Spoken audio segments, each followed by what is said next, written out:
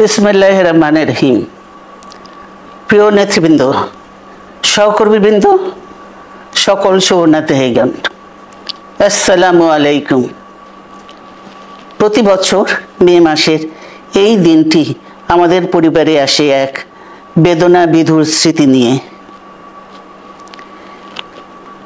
এই দিনে শুধু আমাদের পরিবার নয়, বরং সমগ্র দেশই হয়ে উঠে পড়েছিল বেদনার্ত ও অভিভাবকহীন। আমাদের প্রিয় মাতৃভূমি বাংলাদেশের জন্মের সাথে জড়িয়ে থাকা এক অবিচ্ছেদ্য নাম শহীদ প্রেসিডেন্ট জিয়াউর রহমান, যে চট্টগ্রাম থেকে স্বাধীনতার ঘোষণা করে তিনি এ দেশের সাথে তার নাম অবিচ্ছেদ্য করেছিলেন।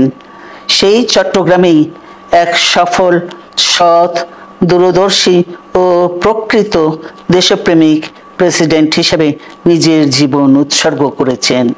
এদেশে গণতন্ত্র, স্বাধীনতা, সংবাদপত্র ও বিচার বিভাগের স্বাধীনতা, স্বনির্ভরতা ও উন্নয়ন এবং নিজস্ব জাতীয়তাবাদ সৃষ্টির অনন্য রূপকার শহীদ জিয়া, যে গণতন্ত্র প্রতিষ্ঠা আর সার্বভৌমত্ব রক্ষার লড়াইয়ে তিনি শাহাদাত বরণ করেছেন, সেই গণতন্ত্র নিরবচ্ছিন্ন যাত্রা আজও বাধাগ্রস্ত হচ্ছে প্রতি পদে পদে।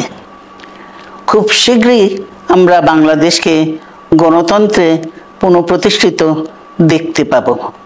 এই হোক শহীদ জিয়ার শাহাদাত বার্ষিকীতে আমাদের অঙ্গীকার।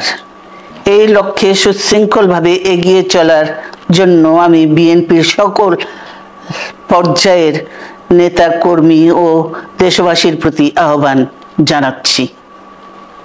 মনে রাখবেন, সবার জন্য গণতন্ত্র ও উন্নয়নের মাধ্যমে সকল সমস্যার সমাধানের যে রাজনীতি শহীদ জিয়া রেখে গেছেন, তা বাস্তবায়নের মাধ্যমে তার প্রতি শ্রদ্ধা জানাতে হবে।